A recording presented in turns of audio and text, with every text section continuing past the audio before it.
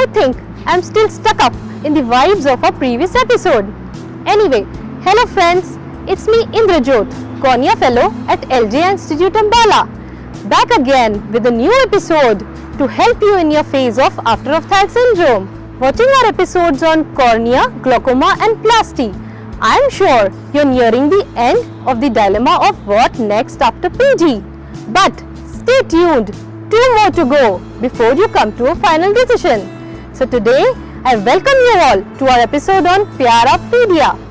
What if we are with them every day? What if we can make them smile? What if we are given the opportunity to make them see this beautiful world? Eternal bliss, isn't it? This is the wonder of pediatric ophthalmology, and the blessed souls are our pediatric angels. These are the ones who jiggle with the extraocular muscles to settle a fight between the eyes, who can trigger the neurons to activate a lazy eye, who can fix up the dancing eyes with a white reflex. Do you want to be one of these angels? If so, this episode, the Pyara Pedia, is for you.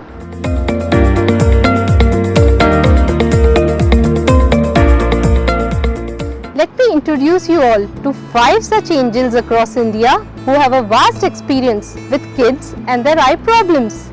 They are Dr. Pradeep Sharma, Head, Section of Pediatric Ophthalmology, Strabismus and Neuro-Ophthalmology, RP Center, AIMS, New Delhi. Dr. Jitendra Jethani, Director, Pediatric Ophthalmologist and Squint Specialist, The Eye Clinic, Vadodara. Dr. Siddharth Kesarwani, Director, Pediatric Ophthalmologist and Squint Specialist, JNR Clinic, Borivali, Mumbai. Dr. Ramesh Kekunia, Head, Jasti V. Ramanama Children's Eye Care Center, LV Prasad Eye Institute, Hyderabad. Dr. Sumita Agarkar, Deputy Director, Department of Pediatric Ophthalmology, Shankara Netralaya, Chennai. Friends, I am very eager and all fired up to know more about our angels and their professional expedition till now. And this I am going to do by asking them 5 questions. So let's start with the first one.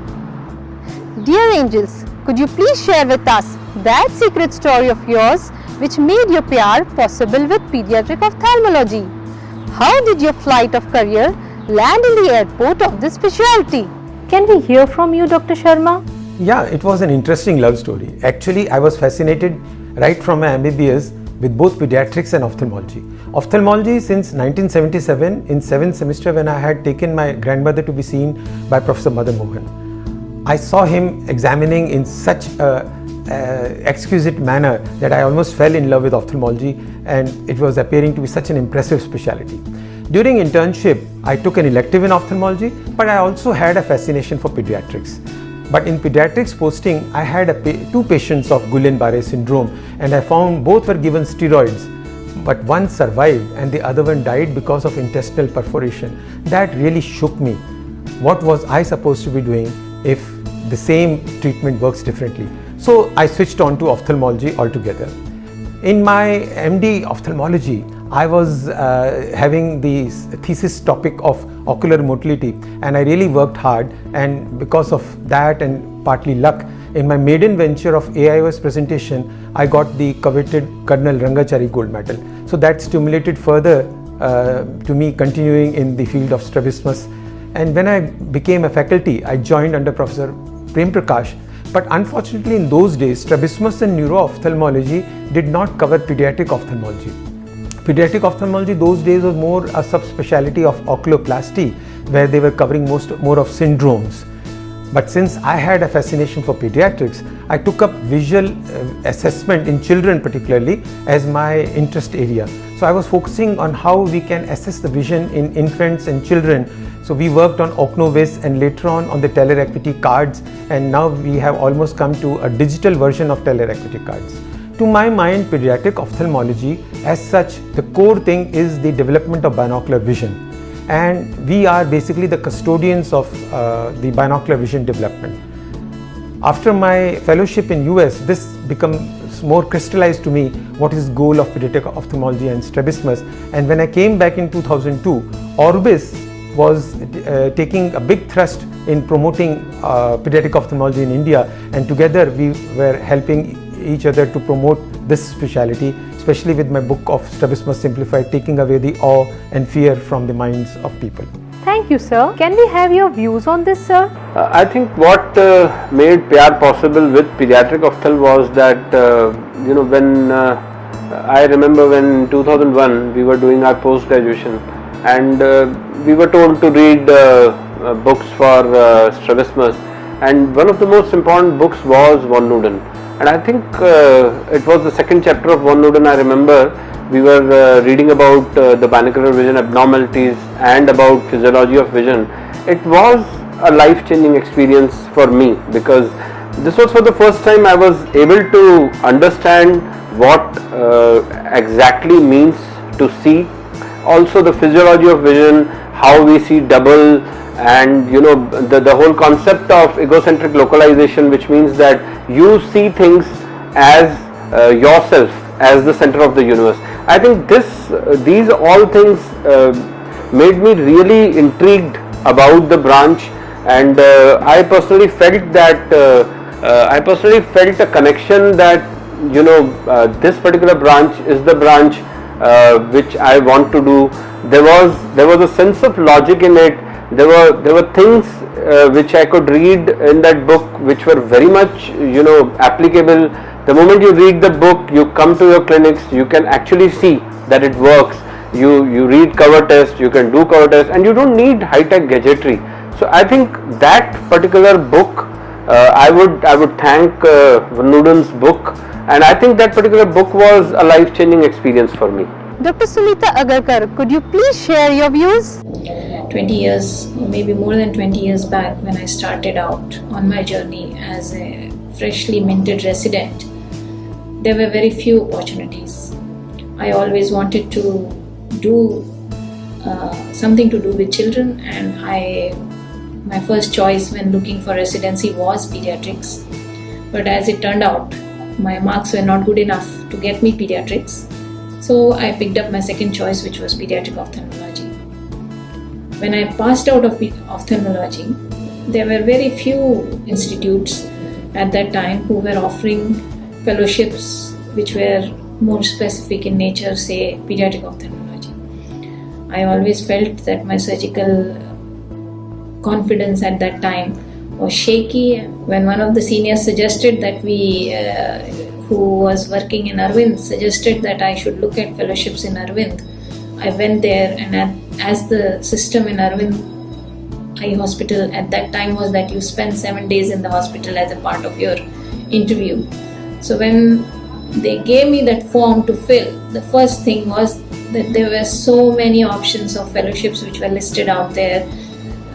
Not just a fellowship, but you could do a fellowship in glaucoma, cornea, retina, you could do a fellowship in oculoplasty, and my eyes had only one choice, which was pediatric ophthalmology, and that was the defining moment, I would say, in my life. And when I met Dr. Vijayalakshmi, who was turned out to be my mentor in more than one ways, I knew this is what I wanted to do all my life. Thank you, ma'am. Let's hear from Dr. K. Kunya. Hello everyone. After residency, everybody has this question: what next? Should I do a private practice or should I go into fellowship? I would just tell my story that might help some of you to take a decision. I passed out from a very basic residency program. After that, I chose to do a comprehensive ophthalmology fellowship. During the fellowship, I saw different spectrum of pediatric ophthalmology, strabismus, as well as neuro-ophthalmology. During the initial part of the fellowship only, I decided that I will pursue pediatric ophthalmology, strabismus, and neuro-ophthalmology as my career option. Additionally, during medicine, I always wanted to be a pediatrician, which I couldn't, so I landed up in ophthalmology. After doing the initial part of comprehensive ophthalmology, I decided I will take up this field. It really prompted me to take this field, and I continued. Overall, it was not accidental completely, but I had an exposure to the broad spectrum of pediatric ophthalmology, and combination of ophthalmology and pediatrician, pediatric ophthalmology was the choice for me. Thank you, sir. What about you, Dr. Siddharth? So the question is, how did I land in pediatric ophthalmology? Well, to cut the long story short, I didn't intend to go into pediatric ophthalmology from childhood or anything like that.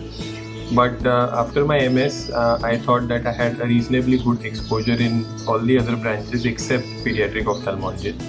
So I thought if I can do a course in pediatric ophthalmology, that will make me more confident and make me all-round ophthalmologist.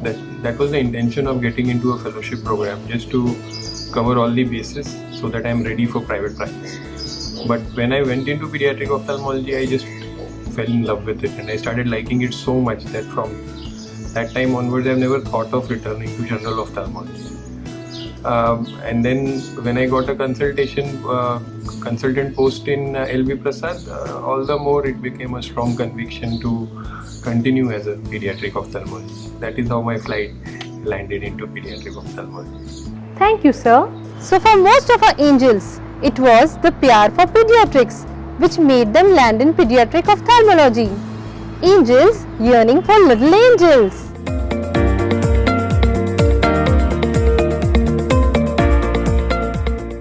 I believe any stalwart of any field has his own unique quality which makes him reach heights of success. So dear angels, could you please share with us your success ka raaz? What is your success ka raaz, Dr. K. Kunya? Okay, what is the success story? I would say there are three important things in anyone's success. Number one, patience. Number two, perseverance. And three is focus. In my field, it's a pediatric ophthalmology. You have to like children. You should like working with children. Over a period of time, when you have this focus area, then as I am in LV Prasad Eye Institute, this institute pushes everyone to achieve bigger things, and you get involved yourself in education, research and other collaboration. Down the line, you meet many of your professional friends, and your network grows both nationally as well as internationally. I had a fortune of involving myself with the World Society of Pediatric Ophthalmology, with which you educate through meetings and research collaborations. And these things has a cascading effect, and you keep growing in this field on year basis, and you can achieve whatever you want. I would just say that one mantra for success is have the focus, have the goal in your life, what you want to achieve. If that is clear, you can achieve whatever you want. Thank you. Let's move on to Dr. Abdulkar. But one thing I think everybody should insist on is that doggedness to explain patients' findings is what is required. Contrary to popular belief, you don't have to love children to do a pediatric ophthalmology fellowship. None of the children are ever going to tell you that they cannot see or they cannot. But that doggedness about getting to a root cause of problem which parents feel is the number one trait which I think I had. And you should be probably a good ophthalmologist first before becoming a good or competent pediatric ophthalmologist. So unlike other branches where you can choose your work and say I am going to specifically only deal with refractive part of the cornea and not do anything else, unfortunately in pediatric ophthalmology you may end up doing almost a comprehensive ophthalmology for children. So one, yes, the dogged pursuit to look for a cause must be there. Second, observant nature to pick up something which does not fit or is out of ordinary is also equally essential. And 3, you must be able to look at a child as a whole and not just an eye attached to a small adult. I think these are the 3 most important things which make me a competent ophthalmologist. Thank you, ma'am. Yes, Dr. Sharma. The most important ingredient for success is love and passion for the subject. Strabismus in pediatric ophthalmology gave me a special kick, and that is what kept me in a drive. And in spite of these lot of problems, I used to even forego the summer vacations because I enjoyed working in this field. Especially because children were off during summer vacations and we had long waiting lists because of the waiting of GA time. So, but this love and passion for pediatrics and strabismus kept me going. I was always a child at heart. Working with children is so rewarding. Actually, when you see the innocent smile of a child, when he sees putting on his first pair of glasses, or when he starts seeing stereopsis with the TNO or the stereo testing, or the first time when his eyes are straightened, that gives such a pleasure even to us, and this connects between the child and us a special bond, which is something which is invaluable, and this joy spills down between each other, and that keeps going.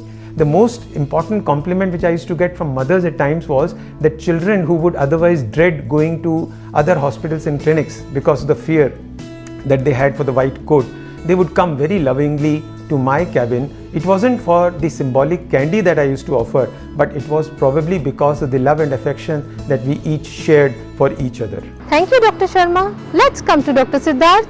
Okay, so success ka raaz, I think it would be rather vain on my behalf to declare that I'm a success already. But what has got me to the place that I am right now is I don't get distracted very easily. So once I put my mind to something, then I just keep going along it. I don't externally benchmark myself or my progress. I just try to do the best possible in that particular job that I am given. So if I am studying, I am studying. If I am doing some job, then I am doing some. I am operating, then I am operating.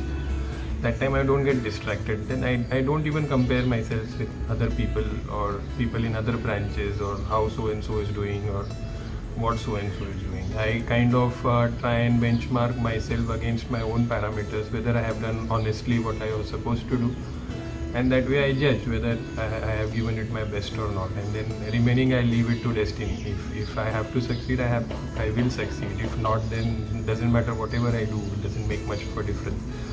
But yes, I would say perseverance is one quality which I have, and that probably has contributed to my success so far. Thank you, sir. Please comment on this, sir. I personally have been told by a lot of people that one of the most important characteristics of my work profile is commitment towards my branch and honesty towards the patients. I think these two things define me as a pediatric ophthalmologist and strabismologist, because I think what happens is when you are dealing with children, you are not seeing in short term, you are actually thinking of a real long term thing. So commitment is very important, at least from my side. I think commitment has helped me a lot, because no matter what happens, I absolutely never lost hope, or I absolutely never had an idea that what if this thing does not work. There was no second thought about my commitment towards pediatric ophthalmology. And I think one of the major reasons why I could get the trust of patient was because of my total honesty towards patient. Because in children, you have to tell the patients that at the end of the day, you have to be, you have to tell the patient that this could happen, this is the future of your child, and this is what is necessary for you or for the kid. Doggedness, perseverance, and a lifelong commitment. It's almost like adopting your patient. We'll take a break here. Let's meet up again tomorrow, same time, for the rest of this episode. More interesting stuff coming up. So stay tuned and stay inspired. So when you come back from that dreamland, I think challenges are plenty. Always think 100 times before you get on top of a mountain. When you treat a child, there are not only you're giving vision to that child, you're also contributing to the global development of the child. That pediatric ophthalmology and strabismus are like a Cinderella specialty. You're going to do fewer surgeries, but you are going to make much larger difference in man years or person years to somebody's life.